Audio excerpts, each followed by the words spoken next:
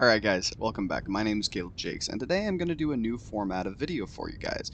This is going to be kind of a behavioral breakdown of the bears, but also a situational breakdown. I'm basically going to run through my thoughts and my experiences out in the field. All of this footage that you guys see today, I did record myself. So right here, we've got these two bears playing in the background while one of my clients takes a video on his phone of a grizzly bear and a cub approaching us. Alright, we pan to the mom and the cub, and a lot of people are going to say, oh, why are you guys this close? Why are you guys this close? Well, if you look at her behavior right now, she's completely unaffected by what we're doing. She's walking towards us. She's not even really giving us the time of day. She hasn't even really looked in our direction, but she does know that we're there. You can't really see it very clearly, but the wind is actually blowing kind of to our left and the bear's right and kind of towards the bear. So she can definitely smell us. So it looks like she's getting closer and closer here. Let's see. Okay. So I'm actually standing up here with my tripod and backing away from the river's edge to give this mother room. Alright, looks like I try to set up and get a closer shot. You can see just how close she is there. Now she's giving us like a little glance, but she's really more checking on her cub to make sure her cub's comfortable. And she's just going to walk on by. This is like super typical of bears in this area. So this bear looks like he's taking a drink.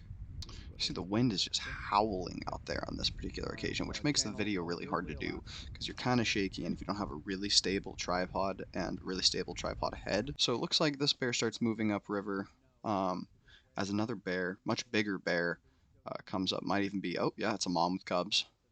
Let's see. Looks possibly just like a 2-year-old single cub. She's moving through that alder there.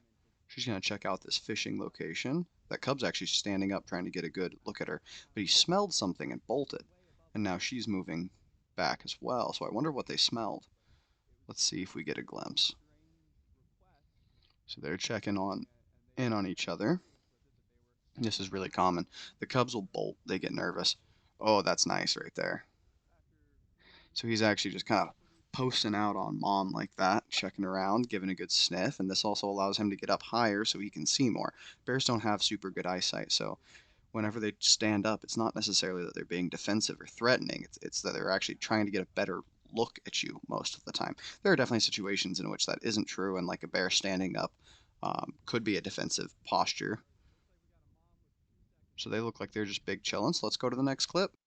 Alright, it looks like this mom and her cub have caught a fish in this clip. I don't actually remember. Oh, this is a different mom. She's got two, looks like second, possibly third years. And they're going to fight over that fish. Alright, one cub gets it, stands up, runs to the shore, super calm, and the other, other cub gets a fish and leaves mom with nothing. Mom's looking around like, what the hell, guys? I did all that work and you guys are just going to snag it from me? So he's wandering over to the shore there. Let's see. And if filming Caleb had done his exposure compensation correctly, this would be much better. So the cubs can eat anywhere from 10 to 15 fish a day. Same with the mothers. They can eat, I mean, the Park Service says they can eat 90 pounds of fish a day, but in reality, it's hard to say exactly how many pounds of fish these bears can eat per day. I've seen them, I've seen a big male catch, I think 17 fish in one day, with each of these fish weighing between 6 and 15 pounds.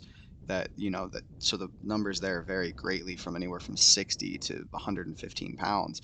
um, it's really hard to say exactly how many pounds of fish that they're going to eat per day on average, but I can tell you that a mom with cubs, I'll typically see catch between 5 and 12 fish a day out on the river, so they're packing away the calories. One of the things when the fish start to turn, and what I mean by turn is like they turn red. They turn this nasty red color and they start to rot and actually die. And when they do that, the moms and the cubs and even the old boars will actually they'll catch fish and they'll eat like the head and the roe if there's any roe left. Roe is the eggs inside the salmon. And then they'll eat the skin, and that's like pretty much it. Sometimes the belly too, it comes off with the skin. So they're very selective as the season continues with what they eat, and I think it has to do with the nutrients value of the different parts of the fish, but it might have to do with flavor. It's just hard to say Presumably the skin and the belly and the roe and all that has more nutrients and more calories and probably also tastes better to them because that's what they seem to target. All right, let's move on to our next clip. All right, so here we've got a bigger board. Now these bears are all fishing in the same spot. I was posted out here probably 8, 9 hours on this particular day. And you can see he's running around this river just chasing these fish. This is super, super common. It looks like he might have had one there that might have slipped out. Let's see if he gets one on his next run. Turns around, he's looking at us now. Now this isn't a huge board. What is interesting here is his half of him's wet, so the fur's all matted down and almost looks like he's like balding towards the rear, which is really not the case. That's just what their fur looks like when it's wet, opposed to when it's dry. You can see the difference in texture between the top and the bottom. But the other thing is like a lot of these bears start to lose that fur on their rump. They like scratch it off on brushes and stuff like that. So he's going back to fishing here. This is a super common tactic, especially in really shallow water. Oop, might have got one. Yeah, he's got one. So he's pressing it towards the bottom of the riverbed, and then he bites it, breaks the spine, and he pulls it up. Let's see if he's got a good one here. Oh yeah, look at that. Now if I had had it properly focused, that would have been a gorgeous shot. Instead, Caleb's just, continually shitting the bed. Guiding and videoing is a very difficult balance because I'm not always like paying attention to my camera. I'm paying attention largely to what's around me so that I can keep my guests safe and make sure like we don't get into a situation um, with too much risk. Like obviously this is all risky. It's like risk management. That's all I do is risk management. But at the end of the day, taking unnecessary risk for no or little reward is I just try to stay away from stuff like that. All right, here we've got a bear pretty close to us, but that's like not a big concern.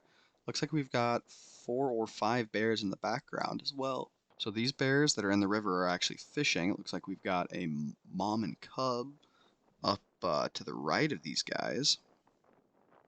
Yeah, mom and 2 cubs. Those are, looks like 2 second-year cubs, so they'll probably get kicked out next spring. And then let's see what's going on down here. This looks like 2 young adult bears. One is substantially larger than the other. Okay, we've got a standoff there momentarily, with the smaller bear ending up backing down and going after some more fish. Oh, something startled him from behind, so the mom moving startled him from behind. And now there's lots of confrontation between these 2 fishing bears for this hole. And typically when this happens, the smaller bear backs away. So this is like a glimpse into my world for you guys. This is what I deal with on a daily basis. I sit out there and I talk to my guests about, this is what's going on and this is what I'm seeing from my professional standpoint. All right, guys, if I'm going to leave you with like one thing today, I want you guys to explore and have adventures safely. That means always carry protection. And if you can and you have the money, go with an experienced guide who knows the area, because is that going to get you the best photographs, the best shots that you're looking for? So it's really important that when you're out in the field with dangerous animals, whether it be bison, elk, goats, sheep, bears, wolves, foxes, whatever it is that you're out there photographing, be safe, carry protection, and know how to use it. And if you guys want to see more of this content, make sure you like and subscribe.